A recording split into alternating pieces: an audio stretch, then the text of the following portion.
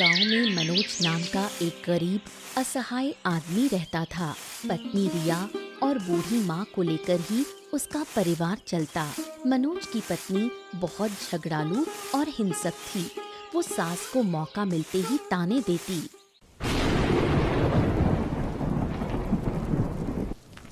तुम यहाँ क्या कर रही हो? मैंने तुम्हें घर के पीछे रहने की जगह दी है ना? तुम्हें जरा भी शर्म नहीं है क्या तुम्हें घसीटकर वहाँ ले जाऊं? साड़ी बहुत फट गई थी, इसलिए यहीं बैठकर सिल रही और देख तो रही हो कैसे बारिश हो रही है। बारिश में भीग रही थी। मैंने कहा था ना, कभी भी इस घर के बरामदे में मत आना। तुम जैसी औरत को बर्दाश्त नहीं किया जा सकता। तुम्हें देखते ही मेरे सिर से आग निकलने लग जाती है। तू मेरे साथ ऐसा क्यों करती है? मैंने तेरा क्या बिगाड़ा है? मैं तो हमेशा चुपचाप अकेली रहती हूँ। तो वक्त का खाने को मिले तो खा लेती हूँ, नहीं तो बिना खाए रह जाती हूँ। तुम इस घर का बोझ हो। तुम्हारे कारण हमें कितनी परेशानियाँ उठानी पड़ती हैं, तुम जानती भी हो। मैंने सोचा था 2 दिन मायके जाऊंगी, तुम्हारी वजह से जा ही नहीं पाती। तेरी इच्छा हो तो चली जाना, मेरे लिए चिंता मत कर। नहीं नहीं, तुम्हें छोड़कर कहीं नहीं जाऊंगी। पता नहीं तुम्हारे रहते क्या हो जाए। तू मेरे साथ ऐसा क्यों करती है? देख लेना, एक दिन तेरा हाल मुझसे भी बदतर होगा। तेरे भाग्य में बहुत दुख लिखा है। वाह वाह, बड़ी बातें करने लगी हो। बरामदे से तुम्हें लात मार कर निकाल दूंगी। लात मारना ही तो बाकी है। देख रही हूँ आजकल तुम ज्यादा बोलने लगी हो। खाना बंद करना पड़ेगा। खाना नहीं मिलेगा तो मुंह भी बंद हो जाएगा। एक वक्त का खाना देती है, उस पर भी ताने देती है। ऊपर वाला क्यों मुझे मौत नहीं देता? मरोगी तो हम बचेंगे। मैं यहाँ से जा रही हूँ। अब कभी इस घर की दहलीज पर पाँव नहीं रखूंगी। अपने ही घर में जगह नहीं, यही तो मेरे नसीब में था। मनोज श्याम नगर के महाजन के घर काम करता था। वहीं रात को भी रहता। महीने में केवल 1-2 दिन ही घर आता पत्नी और माँ से मिलने। बाबू, कई दिन हो गए हैं मैं घर नहीं गया हूँ। मेरी बूढ़ी माँ के लिए मेरा मन बहुत बेचैन हो रहा है। अगर आप अनुमति दें तो मैं घर होकर आऊं। देखो, महीना तो लगभग खत्म ही है, तो महीना खत्म होने दो, फिर तनख्वाह लेकर जाना। अभी जाओगे तो खाली हाथ जाना पड़ेगा। हाँ, पर अगर आप मुझे थोड़ा पहले ही पैसे दे देते तो बड़ा अच्छा होता।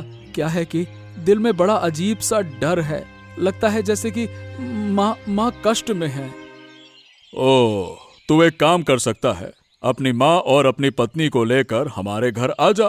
तुम्हें रहने की जगह की कमी भी नहीं होगी। बता। अब ये तो संभव नहीं है बाबू। अपना घर छोड़कर रहना ठीक नहीं है। जो जर्जर झोपड़ी है उसकी भी देखभाल करनी पड़ती है। ओहो, कोई समस्या नहीं है। बहुत से लोग हमारे देश में घर छोड़कर विदेश में रहते हैं। अरे तुम तो उसी गांव में रहोगे, कभी कभी जाकर देख लेना, इसमें क्या समस्या है? अब घर जाकर, ठीक है, मैं घर जाकर पत्नी से बात करता हूँ। अब वो राजी हुई तो ठीक है, यहीं आकर रह लेंगे। और नहीं तो क्या। अब देखो भाई, मेरा तो बस एक ही बेटा है, वो भी घर में ढंग से रहता नहीं है। अगर तुम लोग हमारे साथ रहोगे तो घर भरा भरा रहेगा, आबाद रहेगा। अब जब आप इतना कह रहे हैं तो मैं अपनी माँ और पत्नी को अच्छे से समझाऊंगा ताकि यहाँ रहने को राजी हो जाएं। हाँ, और तू कोशिश करना कि मान ही जाए। और हाँ, कल तेरी मालकिन यानी कि मेरी भाग्यवान की पुण्य तिथि है, तो सोच रहा हूँ कि उनकी याद में गरीबों में दान करूं। ये तो बहुत अच्छा विचार है मालिक। ऐसा नेक काम करने से ऊपर वाला आपको सुख देगा। अरे अपने सुख की मुझे परवाह नहीं है।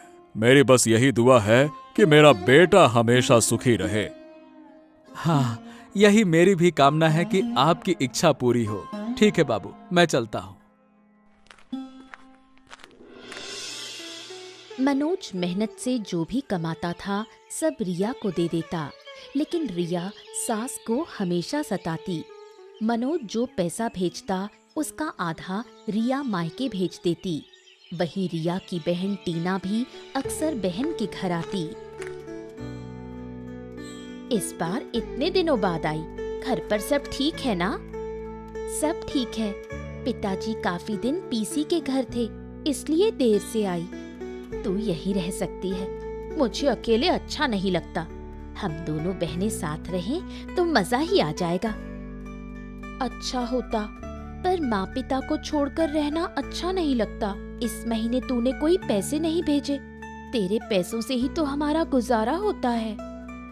चिंता मत कर, घर के लिए पैसे जमा करके रखे हैं, तू जब जाएगी तब ले जाना। ले तो जाऊंगी, पर तेरी बूढ़ी सास को नहीं देख रही हूँ, जिंदा है या नहीं? मत पूछ, वो अब मुझसे और सहन नहीं होती।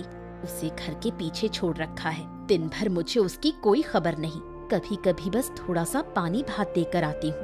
अच्छा किया, वो मर जाएगी तो तेरा बोझ कम होगा।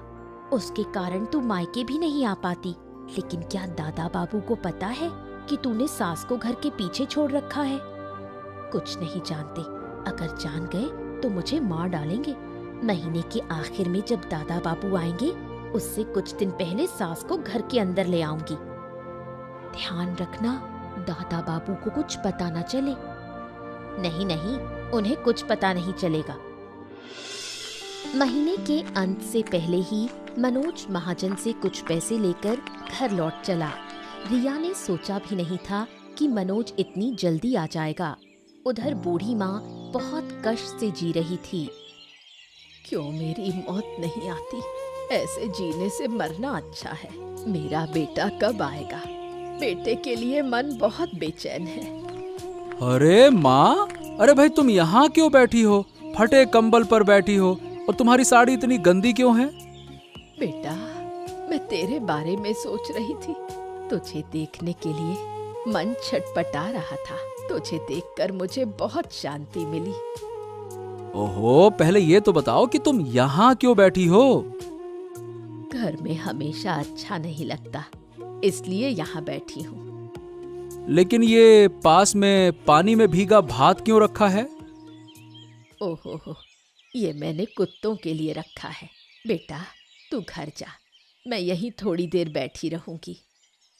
ओहो, मैं घर आया और तुम यहाँ बैठी रहोगी? नहीं नहीं नहीं, चलो चलो चलो चलो चलो, मेरे साथ घर चलो। नहीं बेटा, मन नहीं कर रहा। तू जाकर खाना खा। इतनी दूर से पैदल चलकर आ रहा है, तुझे ही बहुत कष्ट हो रहा होगा।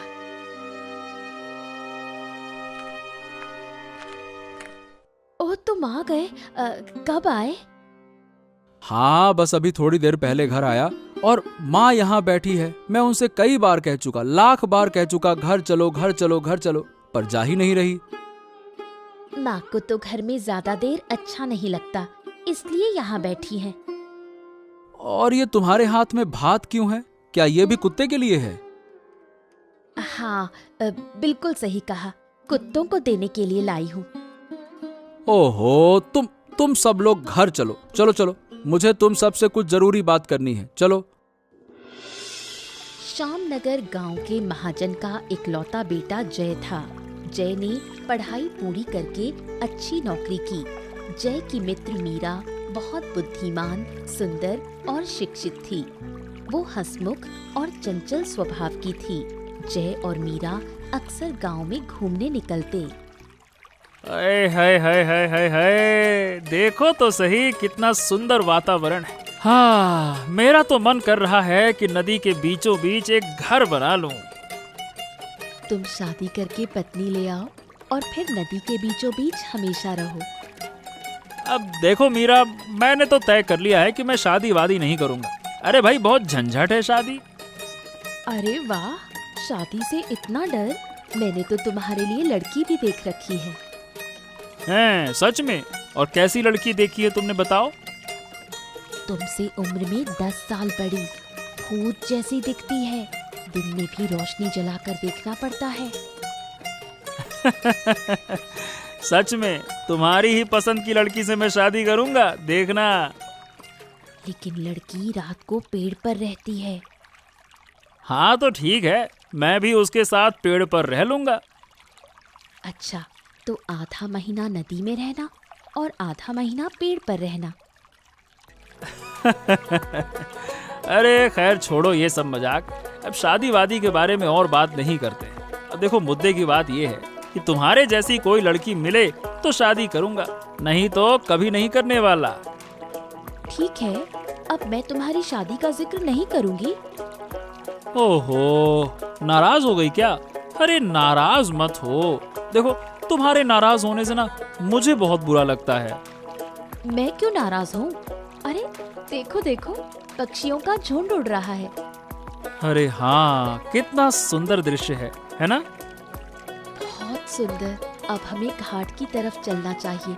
देर से घर पहुँचूंगी तो पापा डांटेंगे।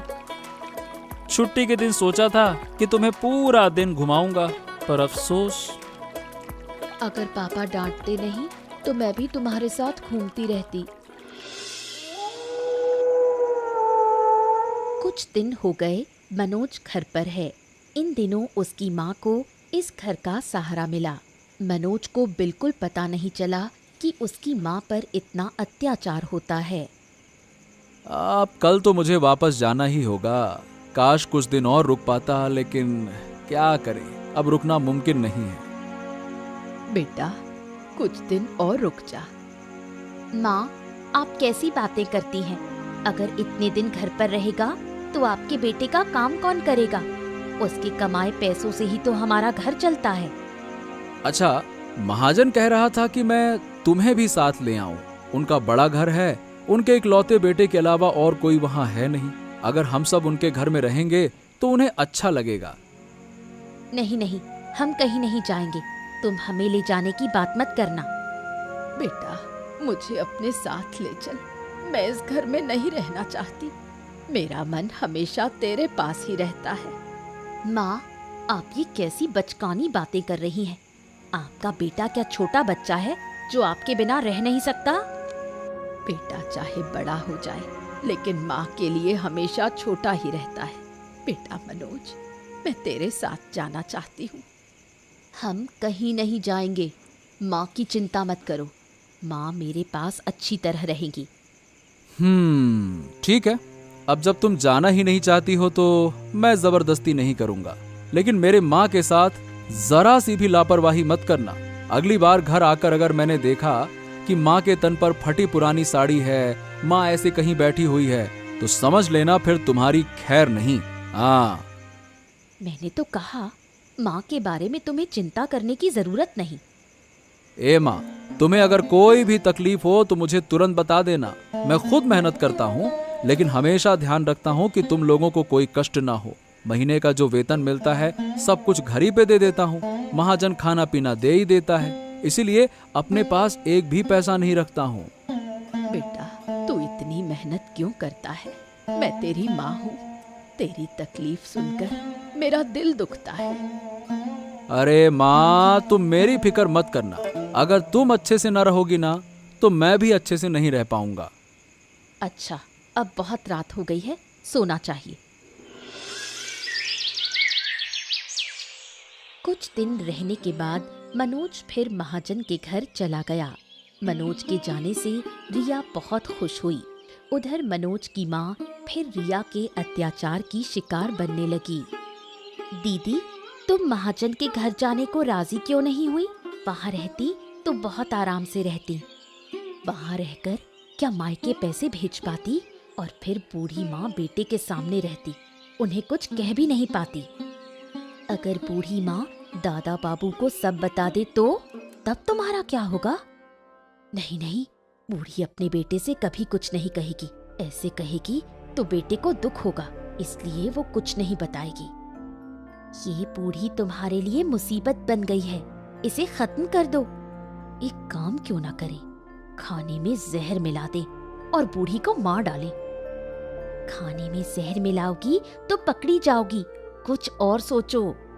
तो बूढ़ी को जिंदा ही जमीन में गाड़ देंगे, किसी को पता भी नहीं चलेगा और हमें भी कोई परेशानी नहीं होगी। ये अच्छा विचार है। रात को बूढ़ी तो सोती रहती है, हम दोनों मिलकर काम कर लेंगे। घर के कोने में जो आम का पेड़ है उसके नीचे पहले गड्ढा खोदना होगा, फिर सोती हुई बूढ़ी को उठाकर उसमें गाड़ देंगे। दादा बाबू अपनी बूढ़ी माँ के लिए जो दिखावा करते हैं उसे देखकर तो जलन होती है। बूढ़ी खत्म हो गई तो उनका दिखावा भी खत्म हो जाएगा। बिल्कुल सही कहा तूने। इस बार महाजन के घर से बूढ़ी के लिए साड़ी लाया था। इस उम्र में नई साड़ी पहनकर बूढ़ी क्या करेगी? वो साड़ी मत देना, तुम पहन लेना। नहीं, ये मैं अपनी माँ को भेज दूंगी। मैं बाद में अपने लिए नई साड़ी ले लूंगी। दीदी, बहुत देर हो गई, खाना नहीं बनाओगी? हाँ, अब देर हो गई है, चलो खाना बनाना पड़ेगा। महाजन के घर जाने के बाद से मनोज के मन में बेचैनी सी रहती है। उसे बार बार लगता है कि घर में कुछ हो रहा है जो वो समझ नहीं पा रहा था। दिन भर मनोज इतना परेशान रहता है कि काम में मन नहीं लगता। हो, मुझे ये इतनी बेचैनी क्यों हो रही है? क्या साधु बाबा के पास जाऊं? लेकिन अगर बाबा नाराज हो गए तो? वहां खड़े खड़े क्या सोच रहे हो? अगर कुछ कहना है तो कहो। बाबा, मेरे मन में ना बहुत उलझन है। मतलब किसी काम में ध्यान नहीं लगता। लगता है जैसे जैसे जैसे कोई बड़ा संकट आने वाला है। हाँ, तेरे सामने बड़ा संकट खड़ा है। इससे निपटने के लिए तुझे काफी मुश्किल होगी, लेकिन एक उपाय है। हैं? क्या उपाय है बाबा? गरीबों के लिए भोजन का आयोजन करना होगा, लेकिन इस आयोजन की बात अपने घर के किसी भी सदस्य को मत बताना। बाबा, मैं ठहरा एक गरीब आदमी, भोजन का खर्च कहां से लाऊंगा?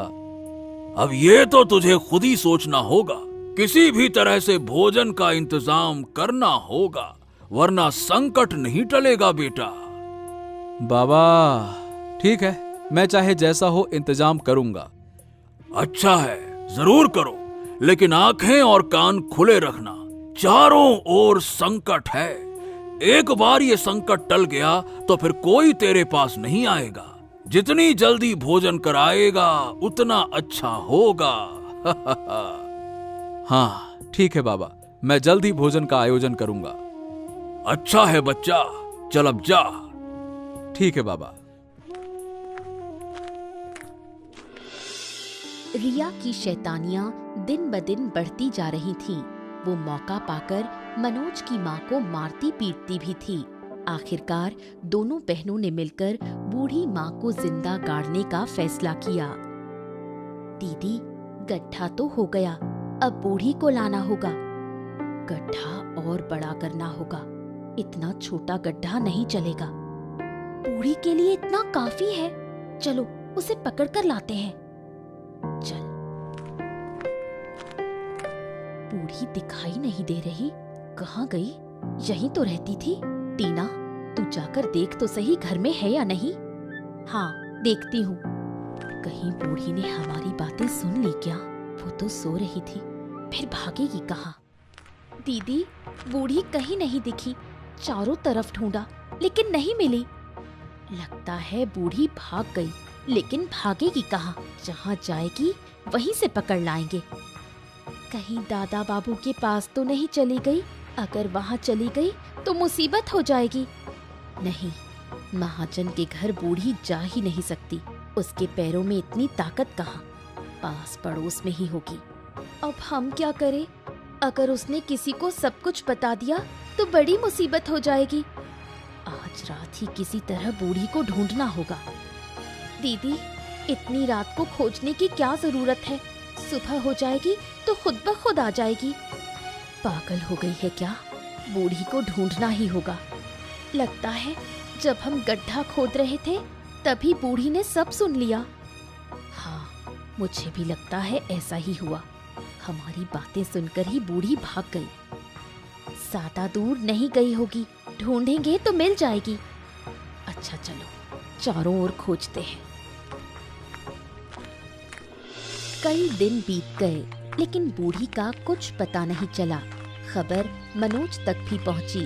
वो माँ को ढूंढ ढूंढ कर थक गया, पर माँ कहीं नहीं मिली। माँ के लिए मनोज बहुत टूट चुका था। हाँ, बाबू, लगता है कि मेरी माँ कभी नहीं मिलेगी। मैं अपनी माँ से बहुत प्यार करता हूँ। माँ के लिए मेरा दिल फटा जा रहा है। मेरी माँ कहाँ चली गई? अरे बस बस बस बस, तुम्हें शांत रहना होगा, टूटने से कुछ नहीं होगा। हमेशा ऊपर वाले पर भरोसा रखना चाहिए। एक साधु बाबा ने कहा था कि मेरे सामने एक बड़ा संकट है। उनकी बात सच हो गई। रे। क्या बात कर रहा है? अच्छा, तो ठीक है, तो फिर से साधु बाबा के पास जा, शायद वो तेरी माँ का पता बता दें। बाबा ने कहा था कि मिट्टी के नीचे भोजन पका के गरीबों को खिलाना होगा। मैंने अब तक ये नहीं किया। मैं कहाँ से करूँ ये सब?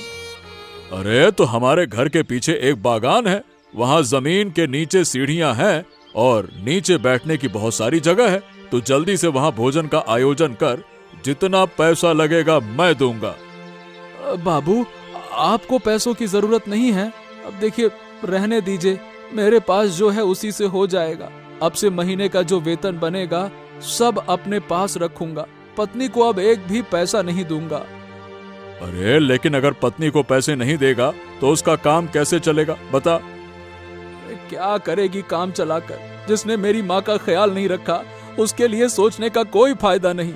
मैं अब घर भी नहीं जाना चाहता। अगर माँ मिली ना तो मैं उसे यहीं ले आऊंगा। हाँ, माँ से बढ़कर कोई अपना नहीं होता। माँ के बिना संतान की जिंदगी अधूरी हो जाती है। मैं भी बहुत छोटा था तब मैंने अपने माता पिता को खो दिया। मेरे बेटे की भी किस्मत खराब रही, उसे भी उसकी माँ का प्यार नहीं मिला। सही कह रहे हैं बाबू, माँ के बिना सब कुछ खाली खाली लगता है। इस उम्र में मेरी माँ कहाँ चली गई समझ नहीं आ रहा। अब तेरी माँ की उम्र काफी है, वो कहीं दूर नहीं जा सकती। पैदल चलकर तो बिल्कुल नहीं। हाँ, मेरी माँ बैलगाड़ी में भी नहीं बैठ सकती बाबू, तो गांव से बाहर तो गई ही नहीं होगी। सही कहा आपने।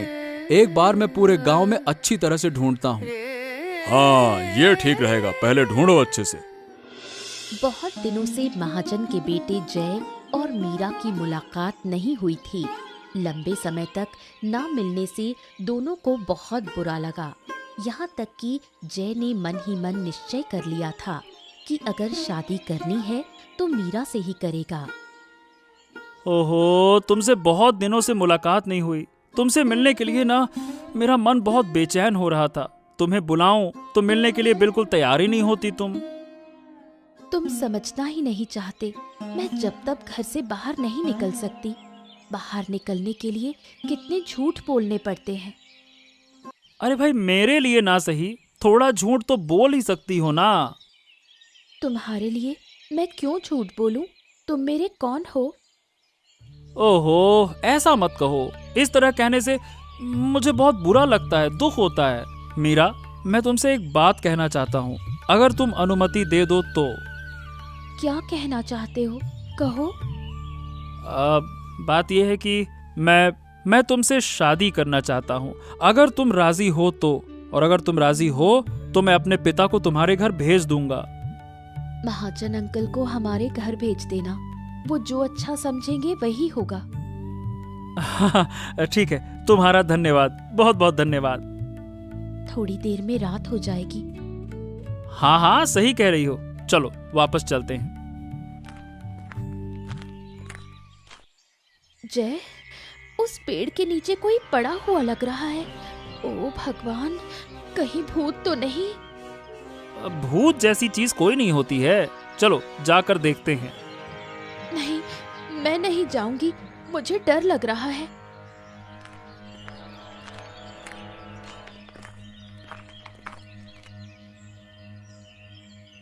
अरे, ये तो एक बूढ़ी औरत है। जिंदा तो है लेकिन उठने की ताकत नहीं है। कहीं ये मनोज काका की माँ तो नहीं? हो सकता है। चलो दोनों मिलकर इन्हें घर ले चलते हैं। चलो। हाँ चलो। एक दिन मनोज घर आकर कह गया कि वो रिया को अब पैसे नहीं देगा। उधर रिया और टीना में भी बिल्कुल नहीं बन रही थी। रिया अब टीना को भी पैसे नहीं देना चाहती थी।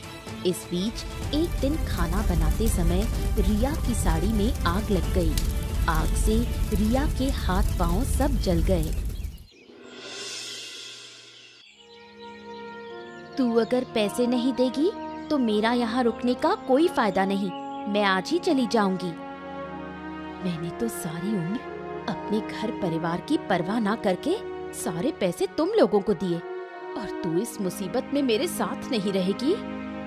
तेरी मुसीबत तूने खुद बुलवाई है, अब भुगत। मैंने जो कुछ भी किया सब तुम्हारे लिए किया। किया तो किया, लेकिन क्या इसका मतलब है कि मैं हमेशा तेरे पास रहूं? मेरे हाथ पांव जल गए हैं, कुछ कर नहीं पा रही, थोड़ा ठीक हो जाऊं तब जा। मैं 2 दिन और रुक सकती हूँ, इससे ज्यादा नहीं। तेरे पास रहकर मैं भी मुसीबत में पड़ सकती हूँ। मुझे तो बुढ़िया को ढूंढने से पहले ही निकल जाना चाहिए। मुसीबत में ही असली इंसान की पहचान होती है। तू मेरी सगी बहन है, यकीन नहीं हो रहा।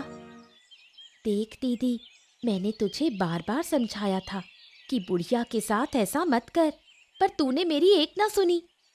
अब समझ रही हूँ कि मैंने जो कुछ किया सब गलत था। मुझे तुम्हें पैसे देने के बजाय अपने घर की चिंता करनी चाहिए थी। अगर तू पहले की तरह महीने महीने पैसे दे पाए तो मैं यहीं रह सकती हूँ, वरना नहीं। मैं पैसे कहाँ से लाऊं? तेरे दादा बाबू ने साफ कह दिया है कि अब और पैसे नहीं देगा, और अगर देने की ताकत भी होती तो भी अब मैं कभी तुम्हें पैसे नहीं देती। अपनी गलती समझ चुकी हूँ। दीदी, तेरी ये बातें सुनकर अच्छा नहीं लग रहा। मैं अंदर जा रही हूँ। उस दिन मीरा और जय ने जिस बुढ़िया को पेड़ के नीचे पाया था वो मनोज की माँ थी। मैं अभी तक जिंदा हूँ, यकीन नहीं हो रहा। मुझे तो होश तक नहीं था। अरे माँ, तू तो ये बता कि तेरी ऐसी हालत हुई क्यों? सब कुछ बता तू। रहने दे बेटा, जो हो गया सो हो गया। बीती बातें मैं दोहराना नहीं चाहती। हाँ हाँ, आप सब कुछ बताइए अम्मा जी, ये कैसे हुआ? अरे माँ, मैं हाथ जोड़कर कहता हूँ सब कुछ बता ना, बता तो। तेरी बीवी और टीना ने मिलकर मुझे जिंदा जमीन में गाड़ना चाहा। घर के कोने में जब वो गड्ढा खोद रही थी और बातें कर रही थी, मैंने सब देख लिया। फिर वहां से भागकर जंगल में चली गई। 2 दिन जंगल में रहने के बाद बेहोश हो गई। उसके बाद कुछ याद नहीं। ओह, मैं उन्हें अपने इन्हीं हाथों से जिंदा गाड़ दूंगा। मैं तुझे वचन देता हूँ माँ। जो होना था हो गया, वो अपने आप ही सजा पाएंगी। प्रकृति किसी को नहीं छोड़ती। अपराधियों को सजा जरूर मिलनी चाहिए, और अगर अपराधियों को छोड़ दिया जाए तो ऊपर वाला हमें कभी माफ नहीं करेगा। बाबू, मैं उन्हें अपने हाथों से मारूंगा। मुझे जाने दो। अगर मैंने उन्हें खत्म नहीं किया ना तो मुझे शांति नहीं मिलेगी। बेटा, तू शांत हो जा। तुझे कुछ हुआ तो मैं कैसे सहूंगी? मनोज, मनोज, अभी गुस्सा मत करो, शांत हो जाओ, शांत हो जाओ। वो बुरे हैं, लेकिन हमें भी बुरा बनने की जरूरत नहीं है। हमेशा याद रख, कुत्ता इंसान के पैर पर काटता है, इंसान कभी कुत्ते के पैर पे नहीं काटता। उन्हें कानून के हवाले कर दो, कानून सही न्याय करेगा। बेटा, तू महाजन की बात मान। ठीक है, आप लोगों को दुख हो, ऐसा काम नहीं करूंगा मैं। रिया के हाथ पांव आग में जलने के बाद उसकी हालत और बिगड़ती गई। अब वो बिस्तर पर पड़ी सिर्फ करहाती रहती। उधर उसकी बहन भी उसके पास रहना नहीं चाहती थी। लगता है अब मैं नहीं बचूंगी। मरने से पहले अगर तेरे दादा बाबू से एक बार मुलाकात हो जाती, माफी मांगने का मुंह तो नहीं है, फिर भी माफी मांग लेती। मैंने सोचा भी नहीं था कि तेरी हालत ऐसी हो जाएगी। मैंने तो सोचा था धीरे धीरे ठीक हो जाएगी, पर हालत तो और बिगड़ गई। इंसान जब पाप करता है तो बिना सोचे करता है। सोचता है इससे पूरी उम्र सुखी रहेगा, लेकिन कुछ दिन ही अच्छा रहता है, फिर पूरी जिंदगी सड़ते हुए गुजरती है। हाँ दीदी, मैं भी सोच रही हूँ कि अब कभी पाप का काम नहीं करूँगी, अब से अच्छा बनने की कोशिश करूंगी। अब तुझे तेरे पाप की सजा मिलेगी ही। मैंने माँ को ढूंढ लिया है। माँ ने सब कुछ बता दिया। तुम लोग कितने खराब हो, कितने नीच हो। छी! हमें माफ कर दो। देख रहे हो मेरी क्या हालत है। मैं तो तुम्हें बिल्कुल माफ कर ही नहीं सकता। मैं तुम्हें मार नहीं रहा हूँ, बस समझ लो यही गनीमत है, और तुम्हें माफ करना मेरे लिए पाप होगा। दादा बाबू, मैं तेरे पैरों में गिरती हूँ, हमें पुलिस के हवाले मत करो। हम अब कभी कोई गलती नहीं करेंगे। शर्म नहीं आती माफी मांगते हुए? अगर थोड़ी भी शर्म होती, इतनी सी भी, तो आज माफी नहीं मांगती। मैं तो तुम्हें सही बताऊं, अपने इन्हीं हाथों से मारना चाहता था, पर मैं इंसान हूं, इसीलिए कानून अपने हाथों में नहीं लिया मैंने। हमारे पाप की सजा मिलनी ही चाहिए। सासू माँ से कहो हमें माफ कर दे और तुम लोग खुश रहो। ले जाइए इन्हें। कई दिन बीत गए। मनोज ने आखिरकार भूमिगत भोज का आयोजन किया, ताकि अब कोई मुसीबत उसे छू भी ना सके। आप सब लोग पेट भर कर खाइए, कोई खाली प्लेट यहाँ से ना जाए। हाँ, अब से अगर आपको किसी चीज की जरूरत हो तो मुझे बताइए, मैं मदद करूंगा। तो मनोज, अब से तू अपनी माँ को लेकर हमारे घर में ही रहेगा। हाँ, बीच बीच में अपने घर को भी देख लेना। अच्छा, अब मैं सब लोगों से कहना चाहता हूँ कि अगले महीने की 10 तारीख को मेरे बेटे जय और मीरा की शादी है। इस शादी में आप सभी आमंत्रित हैं। हाँ हाँ बिल्कुल, और महाजन बाबू की बात कोई भूलना मत, सभी आना। हाँ। इसके बाद मनोज अपनी माँ को लेकर महाजन के घर में रहने लगा। महाजन ने मनोज की भी दूसरी शादी करवा दी। उसकी दूसरी पत्नी बहुत अच्छी निकली। ऐसी ही और रोचक कहानियाँ देखने के लिए हमारे चैनल को सब्सक्राइब करना ना भूलें।